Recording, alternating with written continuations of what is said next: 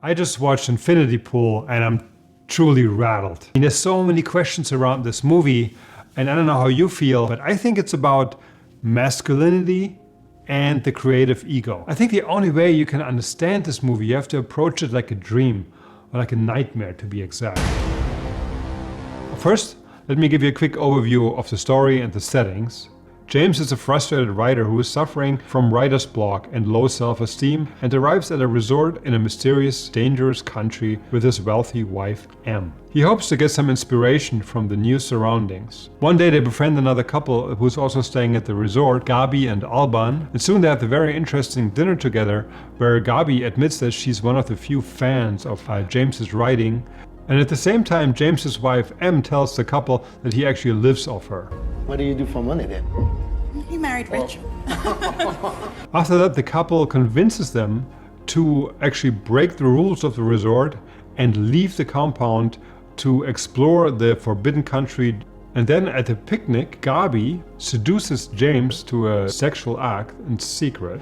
Then on the way back, it's already dark, everybody's drunk, so James is driving and he runs over a local and kills him. The next day, James gets arrested by the local authorities and he has to decide between getting executed or paying a lot of money for a body double that will be executed instead of him. So he decides for the body double, of course, and then he has to watch himself get killed. Both come back to the hotel, they want to leave, but James can't find his passport, so he has to stay longer. And then something very interesting happens. Something has changed in James, and he suddenly becomes friends with this group of wealthy tourists that also stay at the resort. They commit violent and sexual acts without any fear of consequences. And they're drinking and they're having orgies. And then Em, James's wife, just leaves. She can't handle it anymore. And James stays behind with his new friends. And I want to stop here with the story. Let's talk about what the movie is about. As I said before, I really believe this movie is a nightmare. You can already see it in the camera work. The camera is tilted and in a very unusual angle. It feels very threatening. And you can feel that the main character is haunted by his own impotence. He's good looking and tall, but at the same time he looks like a sad boy. You can see when he takes off his sunglasses for the first time, his eyes are very sad. And I think the resort has a meaning. It stands for his relationship, the relationship with his wife. So the resort is a fake feeling of security in a very dangerous land. So his marriage to a wealthy daughter of a publisher seems only safe, but in reality, he's surrounded by danger and he doesn't feel safe in it. And the whole dynamic with his wife and Gabi becomes very clear at that dinner scene. So on one side, you have his wife who basically cuts off his balls by telling the other couple that he lives off her. And then you have Gabi on the other side who tells him that she's a real fan of his writing and is flirting with him all the time, feeds his creative ego, and you can see his neediness. That's an amazing example of Alexander Skarsgård's acting, because you can see the neediness in his eyes and his approval of her adoration. But Gabi, of course, has a completely different plan, and she just wants to control him. So what are Gabi's goals, and which archetype is she? She's definitely related to the femme fatale archetype, who lure men in the dark world of craving and depravity. At the same time, this archetype can also bring out the animalistic nature of a man that has been suppressed for a very long time and that needs to come out for the man to become whole again. James has a revival. He revives into this more aggressive and hedonistic personality with no cares.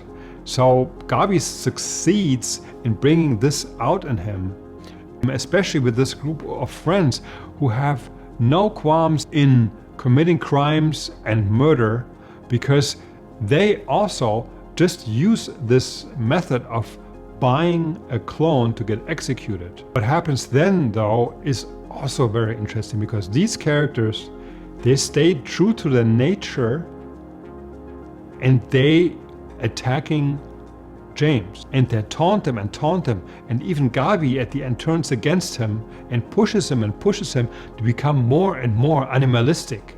But then comes the interesting turn in the story, and it's pretty much at the end already, where James sees that this is not the answer to his former problem.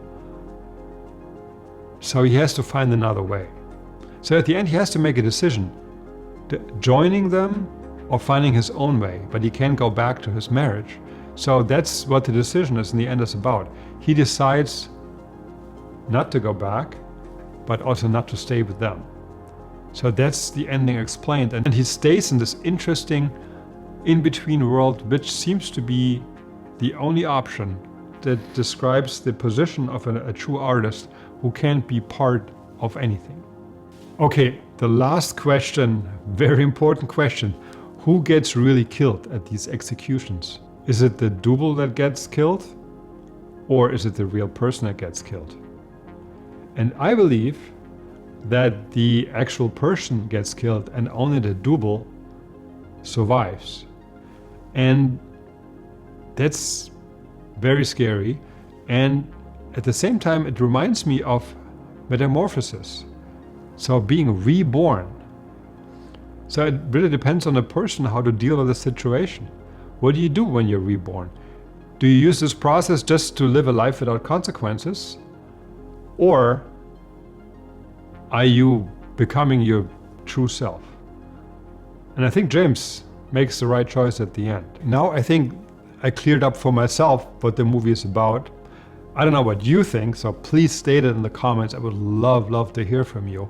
And overall, my rating for this movie is a very high one. I really enjoyed it a lot. Visually fantastic. The acting outstanding. It's a beautiful, beautiful piece of art, and I really can't wait to hear what you think. Talk to you next time.